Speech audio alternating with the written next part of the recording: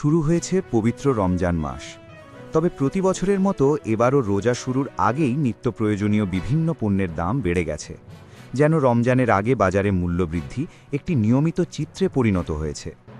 রাজধানীর বিভিন্ন বাজার ঘুরে দেখা গেছে লেবু, বেগুন, শসা, পেঁয়াজ, টমেটো, কাঁচামরিচ, খেজুর, ব্রয়লার মুরগি ও বিভিন্ন ধরনের মাছের দাম এখনও চড়া।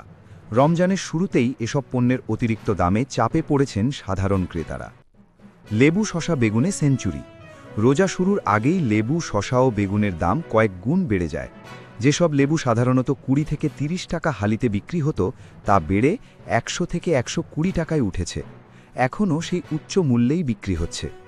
বেগুনের দামও বেড়েছে উল্লেখযোগ্যভাবে। রোজার ৩-৪ দিন আগে কেজি প্রতি 60 থেকে 80 টাকায় বিক্রি হওয়া বেগুন এখন 100 থেকে 120 টাকায় বিক্রি হচ্ছে। একইভাবে শসার দামও 40-50 টাকা থেকে বেড়ে 80 থেকে 100 টাকায় দাঁড়িয়েছে। সেগুনবাগিচা, শান্তিনগর ও রামপুরা বাজারে এমন চিত্র দেখা গেছে। বিক্রেতাদের বক্তব্য।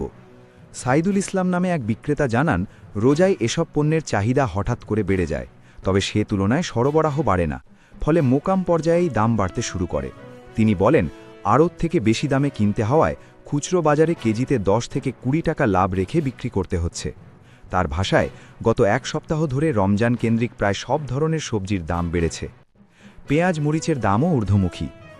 রমজানে পেঁয়াজের দাম কেজি প্রতি প্রায় 10 টাকা বেড়ে বর্তমানে 60 থেকে 65 টাকায় বিক্রি হচ্ছে। কাঁচামরিচের দাম আরও বেশি, কেজি প্রতি 200 টাকা। বিক্রেতারা জানান, নির্বাচনের সময় পরিবহন বন্ধ থাকায় আগেই এ দুই পণ্যের দাম বাড়তে শুরু করে। মুরগির বাজার। বাজারে ব্রয়লার মুরগির কেজি বিক্রি হচ্ছে 190 থেকে 220 টাকায়, তবে সোনালী মুরগির দাম কিছুটা কমে 300 থেকে 320 টাকায় নেমেছে। ক্রেতাদের প্রতিক্রিয়া। আবু আলী নামে এক ক্রেতা বলেন, ইফতারের জন্য বেগুন, লেবু ও শসার মতো পণ্য অপরিহার্য, কিন্তু এসব পণ্যের উচ্চমূল্য সাধারণ মানুষের জন্য বড় চাপ হয়ে দাঁড়িয়েছে। তবে বিক্রেতারা আশা করছেন, রোজার শুরুতে অতিরিক্ত কেনাকাটার প্রবণতা কিছুদিন পর কমে আসবে। অনেক পরিবার ও শিক্ষার্থী ঈদের ছুটিতে গ্রামে চলে গেলে চাহিদা কমবে এবং বাজারে দামও স্বাভাবিক হতে পারে।